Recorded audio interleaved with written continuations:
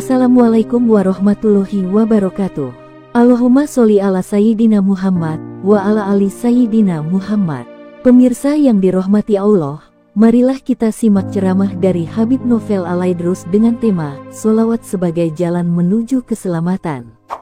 Sebelumnya marilah kita perbanyak sholawat minimal 1000 kali sehari, agar hidup kita penuh barokah dan mendapatkan syafaat kelak.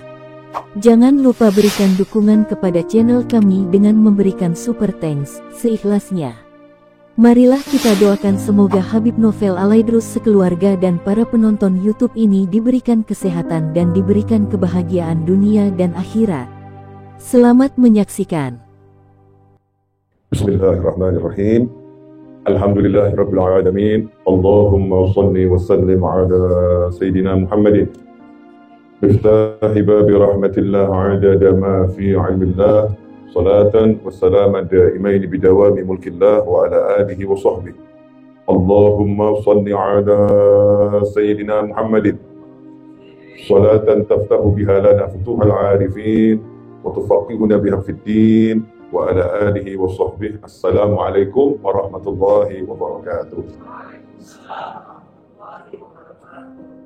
Alhamdulillah, sore hari ini kita semua bisa kumpul di rumah, di majelis, di pondok yang penuh barokah ini.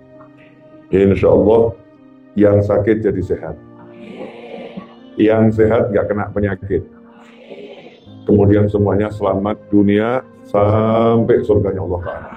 Amin Allahumma amin. Sore ini saya ambil judul Sholawat agar selamat. Ya, sholawat agar selamat. Orang hidup itu kondisinya cuma dua, nggak ada yang ketiga. Ya, kondisi manusia dalam hidup itu hanya dua, celaka atau selamat. Celaka atau selamat. Nggak ada kondisi hidup tengah-tengah, celaka atau selamat. Baik yang dapat nikmat maupun yang dapat musibah. Ada orang dapat nikmat tapi celaka, ada orang dapat nikmat tapi selamat. Ada orang dapat musibah, celaka pula. Ada orang dapat musibah tapi selamat. Nah, gimana caranya tetap selamat apapun kondisinya? Ya, tetap selamat apapun kondisinya.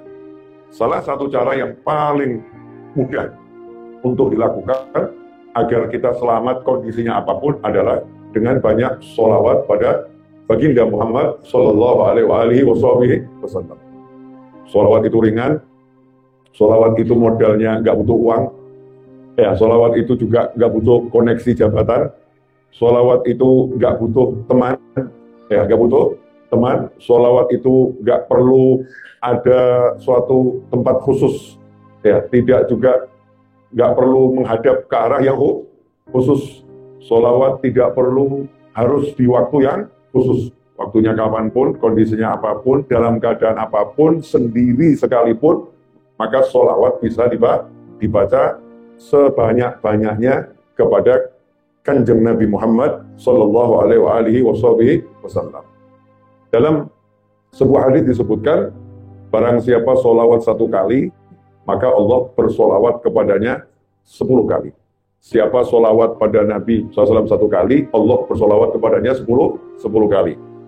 Mungkin kalau orang yang hidupnya bisnis, hitung-hitungan, saya 1 dibalas 10. Nah, ini yang suka buat orang salah. Ya, buat orang salah. Karena 1 yang kita berikan tidak pernah sama dengan 1 yang Allah berikan. 1 yang kita berikan tidak pernah sama dengan 1 yang Allah berikan. Jadi kalau 1 dibalas 10, tapi 10-nya bukan 10 kita. Ya, bukan 10 dari kita, 10 dari Allah Subhanahu wa Ta'ala. Sementara 1 dari Allah Ta'ala itu nggak bisa dihitung. 1 dari Allah Ta'ala nggak bisa ditimbang. 1 dari Allah Ta'ala nggak bisa diukur. Makanya kalau ditaruh di timbangan, pasti itu jadi memberatkan. Ya, memberatkan dan timbangan yang lain akan kalah. Karena yang dari Allah sifatnya unlimited. Ya, dari Allah sifatnya tak terbatas. Ya. Yang dari Allah sifatnya selama-lamanya, abadi. Yang dari Allah sifatnya banyak. Yang dari Allah itu nggak akan berhenti. Tapi kenapa sampai Rasul Muhammad SAW berkata semacam itu? Jawabannya adalah bukan Rasulullah yang bicara, tapi Allah yang berkata. 1 dibalas 10, itu yang berkata Allah kepada Nabi Muhammad SAW lewat malaikat Jibril alaihissalam sampaikan kepada umatmu, siapa sholawat 1 dibalas 10. Nah, kenapa Allah ngomong seperti itu ya? Kenapa Allah sampai mengatakan 1 dibalas 10? Biar semuanya tahu ya, biar semuanya tahu yang namanya orang masuk surga itu karena rahmat, yang namanya orang hidup enak itu kalau dapat rahmat. Allah obral, rahmatnya murah ya, Allah obral, rahmatnya murah buat orang yang mau sholawat pada manusia yang paling dicintai oleh Allah Subhanahu wa Ta'ala, yaitu baginda Muhammad Sallallahu Alaihi Wasallam. Sehingga 1 sholawat kita dibalas 10 rahmat. Sementara 1 rahmat itu cukup untuk selamat.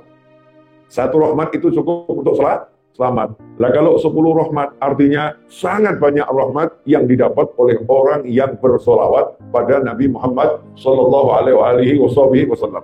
Saya mau nanya sama ibu-ibu boleh? Ini pemirsa dimanapun antum berada, saya lagi berada di Sampit ini. Ya, di rumah Haji Zakaria. Ini nanti malam ada majelis. Nah sekarang saya majelis khusus dengan orang-orang khusus. Majelis khusus dengan orang-orang khusus. Dan juga dengan teman-teman yang di rumah masing-masing lewat YouTube ini juga khusus. Karena yang lain mungkin nggak lihat, kalau nggak tahu. Ya. Yang tahu, lihat. Berarti yang saat ini tahu, orang-orang khusus. Ya. Yang diberi oleh Allah Ta'ala kemudahan untuk belajar. Ya. Untuk belajar dan saya diberi kemudahan untuk mengajar. Saya mau nanya satu hal saja, tidak banyak. Ibu sayang tidak sama anaknya? Kira-kira rasa sayangmu kepada anakmu itu ukurannya seberapa? Tak terhingga, tak terbatas ya. Itu kan kata-kata ya. Jawabannya cukup sebagai bukti aku rela melahirkannya walaupun belum jelas wujudnya. Betul ya? Belum jelas anak ini nanti jadi apa, belum jelas anak ini nanti bagaimana, belum jelas anak ini seperti apa, tapi seorang ibu rela mengorbankan nyawanya demi anaknya yang belum jelas. Artinya apa? Saking sayangnya sama anaknya, ibu itu rela melakukan hal-hal yang gak enak buat dirinya. Hamil 9 bulan itu gak enak, melahirkan itu taruhannya nyawa, dilakukan karena sayang, rahmah ya, karena sayang pada anaknya tersebut atau calon anaknya tersebut. Karena sayangnya, maka salah satu bentuknya siap mati demi anak. Siap mati demi anak, itu contohnya. Nah kalau sayangnya satu ibu saja, sedemikian hebat dan gak ada batasannya, kira-kira sayangnya Allah seperti apa? 1 rahmat itu Allah bagi, bisa menjadi kasih sayangnya seluruh makhluk Allah ini. Ibu pada anaknya, hewan yang satu dengan hewan yang lain, manusia yang satu dengan manusia yang lain, itu 1% rahmat. Nah kira-kira kalau 99% rahmat lainnya itu ditunjukkan sama Allah, kira-kira sayangnya Allah seperti apa? Gak bisa dibayangkan ya? Gak bisa dibayangkan. Nah Allah bilang, siapa yang sholawat, saya kasih rahmat itu. Siapa yang sholawat, saya kasih rahmat itu. Jumlahnya banyaknya luar biasa. Berarti orang yang sholawat itu kira-kira celaka atau selamat? Selamat. Gimana contohnya? Ini contoh biar paham maknanya disayang. Bu, maaf, agak jorok, boleh ya? Ya, karena memang harus contohnya yang jorok-jorok begini. Kalau nggak pakai contoh yang jorok, nggak paham-paham. Ya, itu jorok atau nggak jorok? Jorok. Itu bahasa Amerika ya Jepang ya ya, bahasa dunia ini dimanapun, itu menjadi bahasa bayi internasional. Satu kata, mungkin ucapannya agak beda-beda dikit, tapi sama. Kotoran yang keluar dari dubur, ya, seorang bayi disebut Kalau besar namanya apa? Beda lagi. Kalau udah dewasa nggak ngomong begitu ya. Ini untuk bayi. Mohon maaf, kalau bayinya kemudian nya itu nggak jelas bentuknya, masih bayi ya, sakit perutnya. Ibu membersihkannya itu dengan marah atau dengan cinta? Bersihkan pantatnya bayi itu loh ya. Yang kotor semacam itu, bersihkannya dengan marah atau dengan cinta? Dengan cinta. Bahkan kadang sama nyanyi ya. Kadang sama nyanyi, dibersihkan. Setelah itu dikasih apa itu? Dikasih harum-harum. Pantatnya bayi. Dikasih harum. Benar begitu. Saya nggak pernah jadi ibu soalnya. Yang paham kan ibu-ibu. Sebagian besar mungkin sudah lupa caranya. Yang di depan saya ini mungkin sudah lupa caranya. Udah terlampau lama. Tapi mungkin pemirsa di rumah kan masih ada yang calon ibu muda ya. Atau mungkin baru punya anak. Pantat itu dikasih apa tuh? Minyak telon ya. Bahkan mohon maaf, setelah itu pantatnya yang tadi itu dicium sama ibunya. Betul atau betul? Betul atau betul? Kenapa itu? Karena saya. Contoh lagi, ini jorok, tidak enak, tapi buat contoh biar paham. Kalau bayi tersumbat hidungnya, karena adanya umbel, ya bahasa yang gak enak lagi, sengaja saya pakai bahasa jorok, umbel, kotoran yang ada di, karena pilek tuh ya, yang warnanya lendir hijau, iya, menyenangkan itu ya, lendir hijau menyenangkan. Mohon maaf, para suami biasanya mau nggak suruh nyedot? Jarang. Ya, yang biasanya nyedot siapa? Kalau ibu pakai mikir nggak? Enggak, langsung disedot. Biar apa? Biar anaknya selamat. Karena apa? Sayang. Lihat nggak itu kotoran? Enggak. Yang dilihat gimana anakku selamat, gimana anakku senang. Karena sayang. Nah kalau sayangnya ibu sama anaknya semacam itu, sayangnya Allah kira-kira seperti apa? Nah, orang yang sudah dirahmati Allah, sekotor apapun Allah akan bersihkan. Orang yang sudah dirahmati Allah, ya, sejelek apapun Allah akan jadikan dia bagus. Kalau pantat bayi yang tadi kotor dibersihkan dan diwangikan, kalau manusia yang penuh dosa, Allah akan ampuni dosanya dan akan harumkan namanya. Itu kalau disayang, dirahmati oleh Allah Subhanahu wa Ta'ala. Dan ternyata caranya mudah. Cukup baca sholawat. Ya tentunya kalau sholat udah pasti, nggak usah diomongkan ya. Sholat 5 waktu, birrul walidain itu hal-hal yang pasti. Tapi dengan baca sholawat, langsung kita dapat rahmat yang banyaknya luar biasa. Nah kapan kita baca sholawat? Sederhana. Waktu mau duduk. Ini banyak orang lupa. Mau duduk, seringnya inget handphonenya. Lupa sholawatnya. Lupa sholawatnya. Ketika duduk, ingat handphonenya lagi.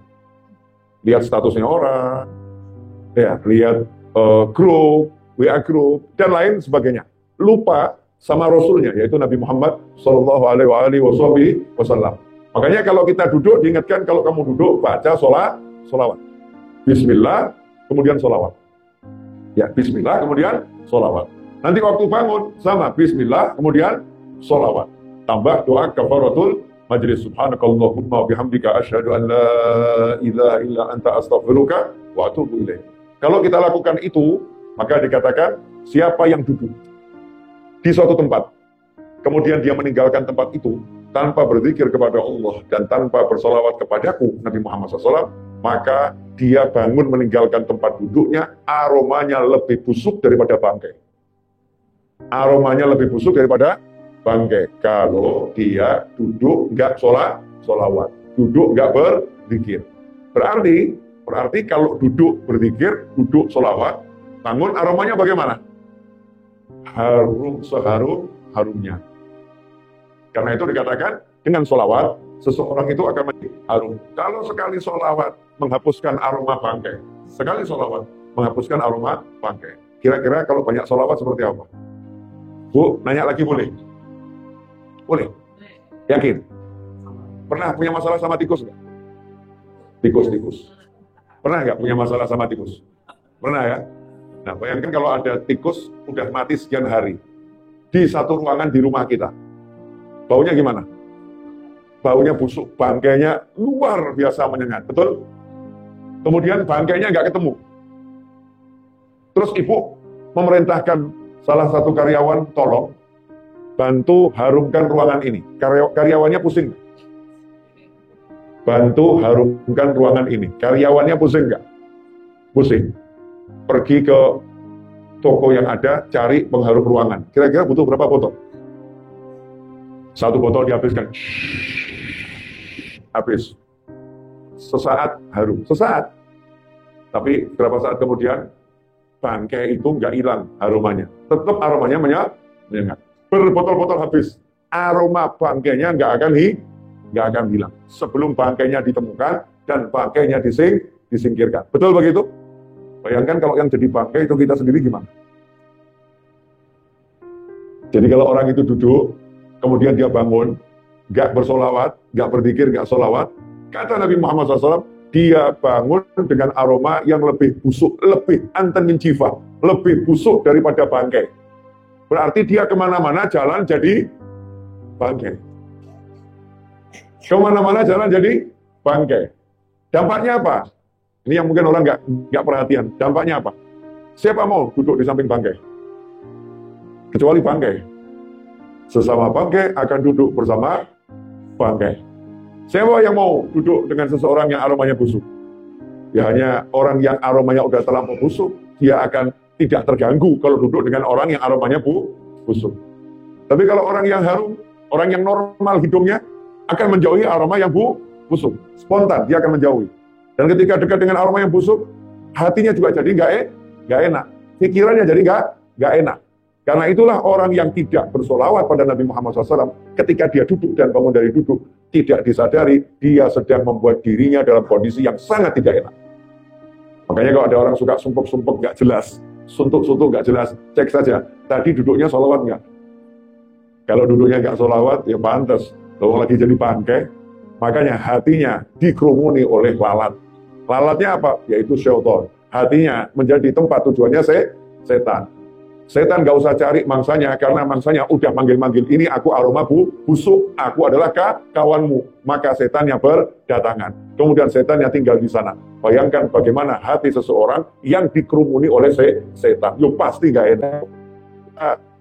Kita segera bersemangat, hidup ini bangkai, tubuh kita singkirkan dulu. Gimana cara menyingkirkan? Ya, caranya sederhana, baca sholawat pada Nabi Muhammad Sallallahu Alaihi Wasallam.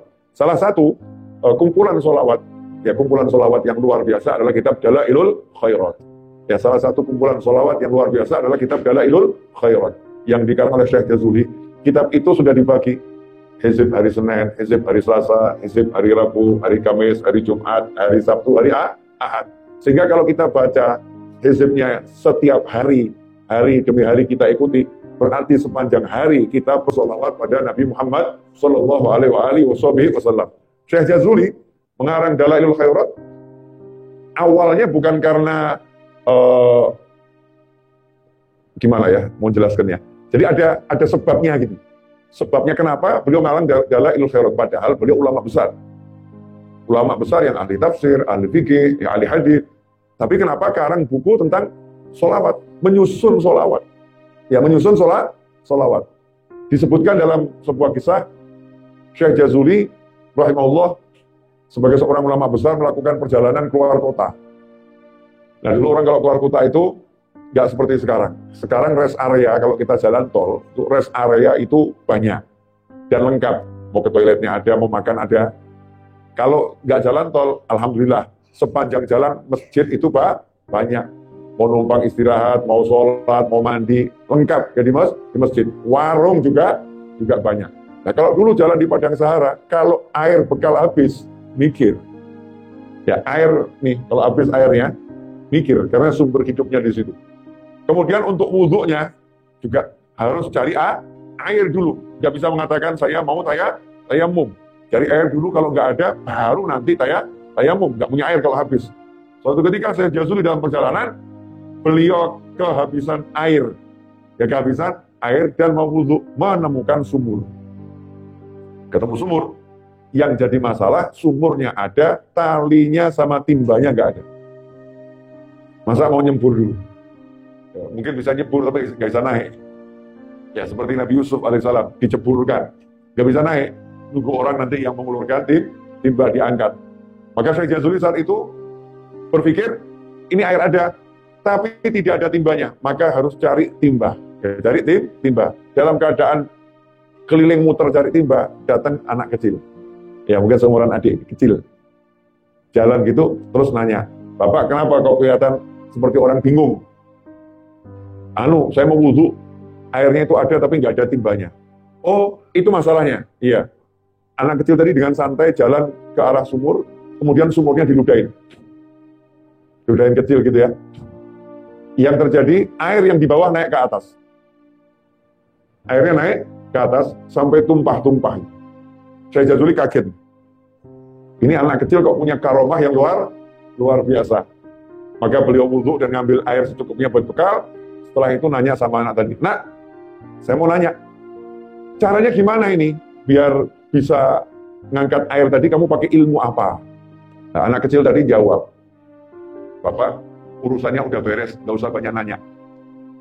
Ya, urusannya udah beres, nggak usah banyak nanya. Muslim yang baik itu nggak nanya-nanya sesuatu yang bukan urusannya. Urusanmu kan mau wudu, urusanmu mau wudu, sudah selesai. Jadi nggak usah banyak nanya. Anak kecil tapi ternyata punya lidah yang tajam, dia. Lidah tajam yang penuh hikmah nih. Menyentil seorang ulama yang luar biasa ilmunya. Maka Syekh Jazuli mengatakan, enggak, kamu harus kasih tahu saya. Harus kasih tahu saya caranya gimana. Anak tadi balik nanya lagi, kamu siapa sih kok banyak nanya aja? Ya, kamu siapa? Maka dijawab, saya Syekh Jazuli. Anak kecil tadi balik nanya, kamu Syekh Jazuli, ulama besar yang terkenal itu? Ya ahli tafsir, ahli. Iya, ya Allah, orang ilmunya semacam itu kok begini aja nggak bisa. Ya, ilmumu luar biasa, gini aja kok nggak bisa, disentil lagi gitu ya. Jadi buat anak kecil ini urusan yang sangat kecil. Ya bukan urusan besar. Mengangkat air dari dasar sumur hanya dengan meludahi, itu hal yang sangat kecil, remeh-temeh. Sementara buat kita ini sesuatu yang luar biasa. Maka anak kecil tadi jawab, saya tidak pernah meninggalkan sholawat. Jalan kemanapun langkah kaki saya bersolawat pada Nabi Muhammad SAW. Kalau saya duduk, saya bangun, saya rebahan, selalu saya sholawat pada Nabi Muhammad SAW. Nah tadi saya minta sama Allah, ya Allah, berkat lidah yang bersolawat ini, tolong jadikan lidah ini berkah, angkatlah airnya ke atas. Subhanallah, airnya langsung naik ke atas. Syekh Jazuli kemudian berkata, bersumpah sejak hari itu, ya pulang ke rumah mau nulis buku tentang sholawat. Ditulislah Dalailul Khairat. Itu muasal kenapa ditulis Dalailul Khairat. Karena itu, kalau kita pengen lidahnya bertuah dan barokah, yaitu baca Dalailul Khairat dan baca sholawat yang ringan yang bisa diamalkan sewaktu-waktu. Nah, anehnya, kita ini kalau ngobrol sama teman berjam-jam lidahnya kuat. Betul ya? Tapi kalau sholawat kasih tasbih muter sekali aja kok nggak selesai-selesai ini. Kok nggak selesai. Tapi kalau duduk sama teman, ya ngobrol kuat. Kadang-kadang anak-anak muda zaman sekarang diajak baca sholawat munjiah atau sholawat nariyah. Ayo, yang punya hajat, baca munjiah 1000 kali. Atau baca nariyah 4444 kali. Nyerah, jawabannya banyak banget. Kapan selesainya? Tapi kalau duduk berjam-jam, nggak ngomong sama temannya, kapan selesainya? Bahkan ketika temannya mau pulang, lu kok cepet betul? Kok mau pulang sekarang? Udah 4 jam. Dibilang cepet betul. Padahal kalau itu duduk baca sholawat bareng-bareng, selesai itu munjiah. Selesai itu nariyah. Dan selesai hajatnya. Hajatnya selesai. Dengan tawassul, berkahnya sholawat, maka urusannya menjadi mudah dan selamat. Dan tergantung kita. Kita ini maunya bagaimana? Mau hidupnya susah atau hidupnya mudah? Mau hidupnya celaka atau hidupnya selamat. Sudah dijelaskan sama Allah, sudah dijelaskan oleh Nabi Muhammad SAW, sudah dijelaskan oleh sahabat, sudah dijelaskan sama ulama, sudah dijelaskan oleh para wali, tinggal jalani. Ya tinggal jalani. Tapi setan itu ada. Ya setan itu nyata. Setan akan membisikkan, masa dengan sholawat saja urusan bisa beres. Masa dengan sholawat kamu bisa jadi selamat. Masa. Itu semua bisikan setan. Alladzi yuwaswisu fi sudurin nasi minal jinnati wan nas. Alhamdulillah. Enggak terasa, saya udah bicara 27 menit. Ya, sudah 27 menit dan sekarang ini jamnya nggak tahu saya. Yang ini benar nggak ini jamnya? Setahu saya ini 5:30 kalau nggak salah ya. Betul ya, jam 5:30. Kurang atau lebih dikit, wallahu a'lam. Nah, sekarang, saya mau nanya lagi sama ibu, boleh Bu? Pernah nggak ngajari anaknya sholawat? Maksudnya ngajarin itu begini. Ibu kalau anaknya makan diajari nggak? Diajari ya, mulai dari disuapin sampai bisa makan sendiri, betul? Tapi tetap kalau pagi kan ibu ngomong, udah sarapan belum? Ayo sarapan. Ayo sarapan dulu, baru berangkat sekolah, ayo sarapan dulu. Ayo makan dulu. Biasanya ibu kan semacam itu. Pulang dari sekolah, ayo makan dulu. Malam, ayo makan dulu. Kalau anaknya sedikit makan, dimarah sama ibunya. Makan cuma sedikit, gak dihabiskan, ayo makan. Jadi ibu ini paling suka maksa anaknya makan. Ya, paling suka maksa anaknya makan. Pertanyaan saya, kalau pagi udah begitu belum sama anaknya? Ayo sholawat dulu. Ayo sholawat dulu. Jangan lupa sholawatnya, ayo baca sholawat. Ayo sholawat. Padahal dikatakan siapa sholawat pagi 10 kali, sore 10 kali, maka dia dijamin dapat syafaat. Murah tuh ya, 10 pagi, 10 sore, pasti dapat syafaat. Tapi udah belum kita ngomong gitu sama anak kita? Ayo, sholawat pagi. Ayo, udah belum dibaca 10? Ayo, sholawat sore. Udah belum dibaca 10? Saya insya Allah nggak pernah berhenti ngomong gitu ke anak saya. Ayo, sholawat paginya. Ayo, sholawat sorenya. Jangan lupa, ayo. Udah. Kadang-kadang belum dibaca, ayo sekarang dibaca qadha ini ya. Yang tadi pagi kamu lupakan, ayo qadha. Baca sorenya. Jangan sampai ditinggalkan. Itu namanya ngajarin anak baca sholawat. Jadi ngajarin anak baca sholawat itu bukan ngomong, nah sholawat itu begini, fadilahnya ini. Ya, baca ya nak. Itu bukan ngajarin, tapi ngasih informasi. Ya, ngasih informasi. Ngajarin itu sampai bisa mengamalkannya istiqomah. Ya, baru itu namanya ngajarin benar. Kalau udah istiqomah, kemudian dilepas, nanti anaknya lanjutkan ngajarkan pada cucu kita. Cucunya nanti sama, terus anaknya ila yaumil kiamat. Sehingga dengan ngajarin anak sholawat pagi 10, sore 10, kita selaku orang tua, nggak sadar ternyata kalau anak kita terus nyambung ila yaumil kiamat, maka sholawat kita bukan 10 hitungannya, tapi ila yaumil kiamat. Sholawat tanpa henti sampai hari kiamat. Pahalanya seperti apa kira-kira? Nggak bisa diukur. Ya, nggak bisa diukur. Inna akrabakum minni manzilatan yaumil qiyamah aktsarukum alayya sholatan atau kama qala sallallahu. Di antara kalian semua yang paling dekat kedudukannya denganku di hari kiamat adalah yang paling banyak sholawat kepadaku. Karena itu orang yang sholawat ini, ya gimana mau ngomong ya, praktekkan aja lah. Kalau dipraktekkan betul, hidupnya selalu ditolong.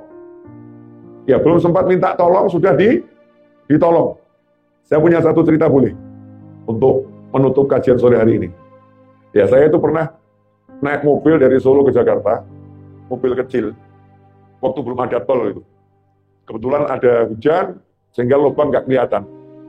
Ban mobil saya pecah. Pecahnya 2 bagian depan.